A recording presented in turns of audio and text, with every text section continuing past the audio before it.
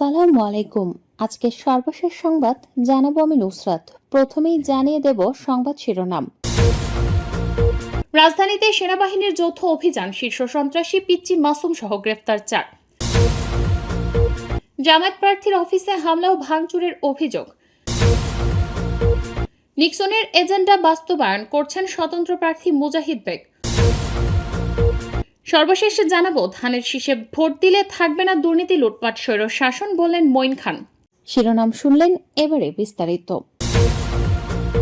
রাজধানীতে সেনাবাহিনীর যৌথ অভিযান, শীর্ষ সন্ত্রাসী পিচ্চি মাসুম সহ গ্রেফতার 4। রাজধানীর যাত্রাবাড়ির ধলপুর এলাকায় সেনাবাহিনীর যৌথ অভিযানে শীর্ষ সন্ত্রাসী ও কুখ্যাত মাদক সম্রাট হিসেবে পরিচিত মাসুম ওরফে পিচ্চি মাসুম সহ 4 জনকে গ্রেফতার করা হয়েছে।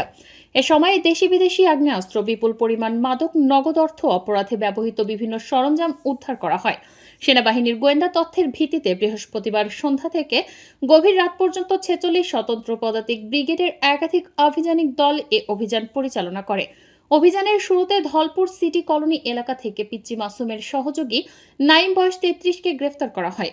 পরে তার দেয়া তথ্যের ভিত্তিতে পৃথক অভিযানে মাসুমকে একটি গোপন আস্তানা থেকে গ্রেফতার করা হয়। জামায়াত প্রার্থীর অফিসে হামলা ও ভাঙচুরের অভিযোগ। কুমিল্লা 5 আসনের জামায়াতে ইসলামী মনোনীত প্রার্থী ডক্টর মোবারক হোসেনের নির্বাচনী অফিসে শুক্রবার সকাল 10টায় হামলা ও ভাঙচুর করেছে বিএনপি, এমন অভিযোগ করেছেন জামায়াতে ইসলামী প্রার্থী নিজেই। শুক্রবার 6 ফেব্রুয়ারি বুড়িচংয়ের ময়নামতি সাবের বাজারে নির্বাচনী অফিসে হামলা চালানো হয়। জামায়াতে ইসলামী প্রার্থী ডক্টর মোবারক হোসেন যুগান্তরকে বলেন, বিএনপি হামলা ভাঙচুর করে ক্ষমতায় যেতে চায়, তাদের ক্ষমতায় যাওয়া হবে না। তারা প্রতিদিন আমার নির্বাচনী অফিসে হামলা ও ভাঙচুর করছে। আমি নির্বাচন কমিশনারের কাছে লিখিত অভিযোগ দায়ের করেছি। তিনি বলেন, বুধবার বুড়িচংয়ে আরেকটি নির্বাচনী অফিসে হামলা ও ভাঙচুর করছে তারা। বুড়িচং থানার ওসি লুৎফর রহমান বলেন, আমরা তদন্ত করে হামলাকারীরা কারা তাদের গ্রেফতার চেষ্টা করছি। বুড়িচং উপজেলা বিএনপির সভাপতি টিএম মিজানুর রহমান বলেন, বুড়িচং ব্রাহ্মণপাড়া বিএনপির ও ধানের শীষের গণজোয়ার এসেছে। বিএনপির গণজোয়ার দেখে তার বিরুদ্ধে মিথ্যা অভিযোগ করেছেন জামায়াত ইসলামের মনোনীত প্রার্থী। বুড়িচং উপজেলা বিএনপির সাধারণ সম্পাদক কবির হোসেন বলেন, আমাদের বিএনপির কোনো কর্মী জামায়াত ইসলামের নির্বাচন অফিসে ভাঙচুর হামলা করেন নাই, তাদের অভিযোগ মিথ্যা। নিক্সনের এজেন্ডা বাস্তবায়ন করছেন স্বতন্ত্র প্রার্থী মুজাহিদ বেগ। ফরিদপুর 4 আসনের নির্বাচনী পরিবেশ অস্থিতিশীল করা নিয়ে পাল্টাপাল্টি অভিযোগ উঠেছে।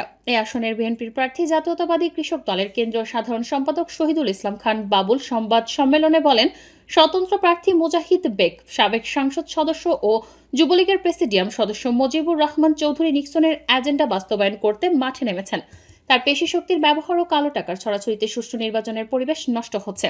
শুক্রবার বেলা 11টায় ফরিদপুরের সদরপুর উপজেলা বিএনপির নির্বাচনী কার্যালয়ে আয়োজিত এক জরুরি সংবাদ সম্মেলনে তিনি এ অভিযোগ জানান। সংবাদ সম্মেলনে বাবুল বলেন, স্বতন্ত্র প্রার্থী মুজাহিদ বেগ নির্বাচনকে প্রভাবিত করার উদ্দেশ্যে একটি বিশেষ মহলের নির্দেশনায় কাজ করছেন।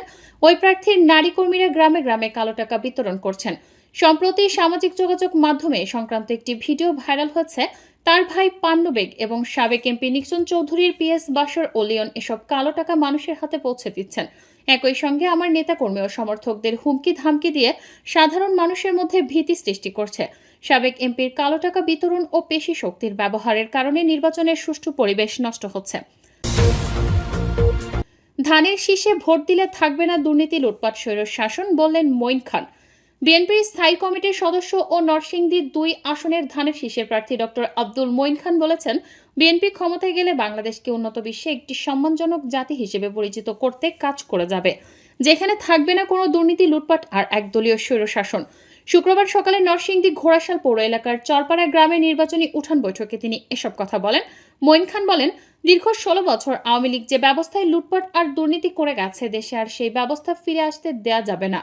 বিশ্বের বুকে বাংলাদেশকে একটি গণতান্ত্রিক দেশ হিসেবে প্রতিষ্ঠিত করাই বিএনপির লক্ষ্য।